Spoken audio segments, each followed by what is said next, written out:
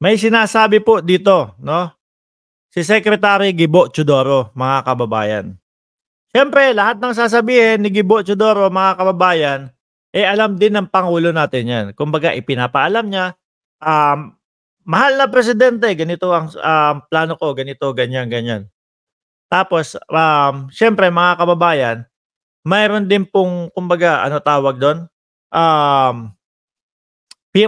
Pinayagan din ng Pangulo na magsalita. Yan, mga kababayan. So, sa lahat ng sinasabi dito ni Gibo Teodoro, alam ng Pangulo. May basbas ng Pangulo. Sabi ni Tita Katie, if maalala nyo, sabi ni Miss Maharlika, 50 million ang halaga daw ng video ng pulburon. Kaya di niya makuha yung clips. Aba, di nakapagbayad siya ng 50 million pala.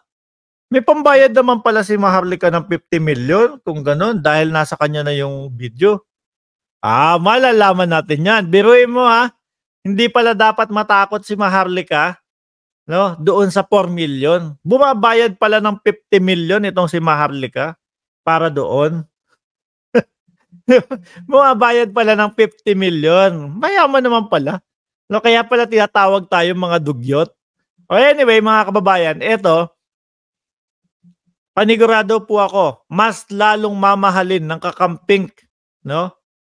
Ang ating Pangulo, yung mga ginagawang hakbang ni Secretary Gibo Teodoro, mga bossing, mas mamahalin ng kakamping ang ating presidente ngayon. Kasi, mga kababayan, talaga pong yung mga vloggers na kakamping, hindi po sila bulag. No? Hindi po sila bulag. Talagang nakikita nila kung ano ang tindig ng ating presidente sa ating isla. Kung doon sa kabila, yung jet ski na ipangako hindi naman napunta, no? Ngayon nagkakaproblema tayo dahil do sa sinasabi daw na gentleman's agreement. Sabi ni Janice Bailon, mamahalin din kita, Mark. Mahal ko naman kayong lahat, Janice, ikaw naman. So ngayon, mga kababayan, no? Ito po ang kanilang, ito ang stand ng Pilipinas para sa West Philippine Sea. Gusto ng mga kakamping talagang yung leader na tumitindig. Hindi mo kailangan ipaagaw sa ibang lahi. Game! Huwag tayo magpapadala sa propaganda ng ibang bansa. Dahil ang nakasalalay dito ang kinabukasan at integridad ng bansang Pilipinas. Ayan, mga kababayan, wag po tayong magpapaniwala sa mga propaganda ng ibang bansa dahil po nakasalalay dito ang integridad ng bansa at kinabukasan ng bansa. Yan. Inulit ko lang para medyo kasi hindi ko marinig maigi. 90% mahigit ng ating mga kababayan ay naniniwala sa ating panindigan.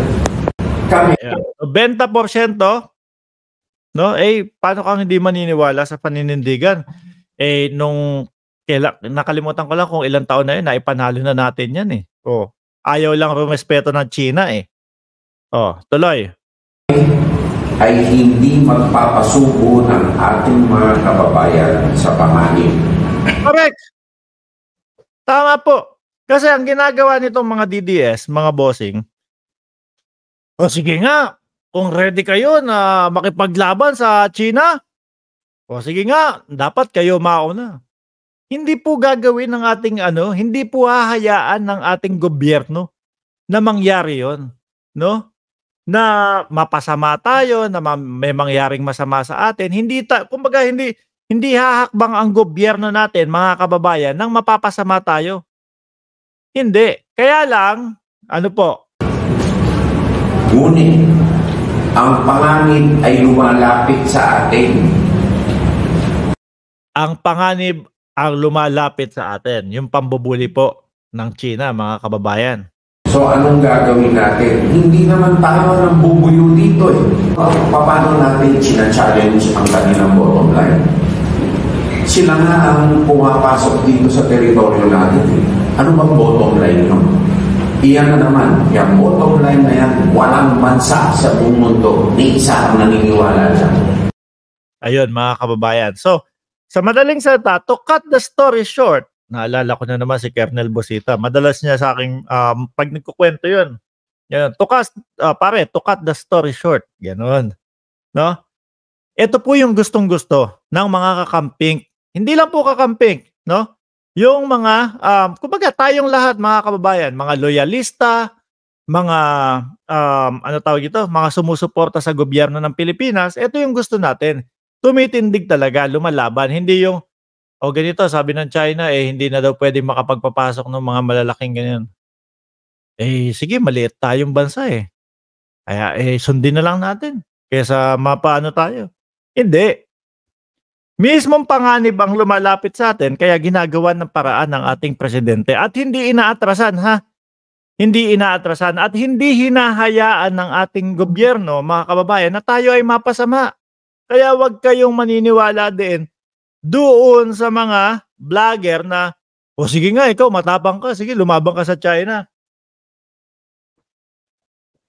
Wag po, mga kababayan. Hayaan natin na mapanatili natin ang mga isla natin. Mga bossing. Kaya natutuwa ako doon sa mga kakamping, kaya si Ma'am Angela Albina. Natutuwa ako sa kanila, no?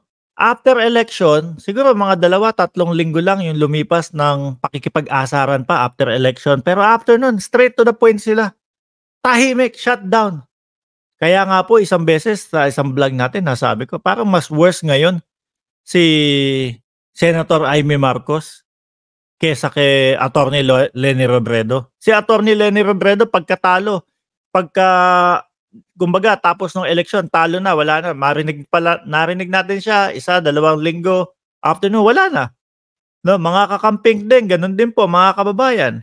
Narinig natin sila after election na may sinasabi sila, ang tunay na presidente si Leni Robredo, ganyan. After 2 weeks, wala na.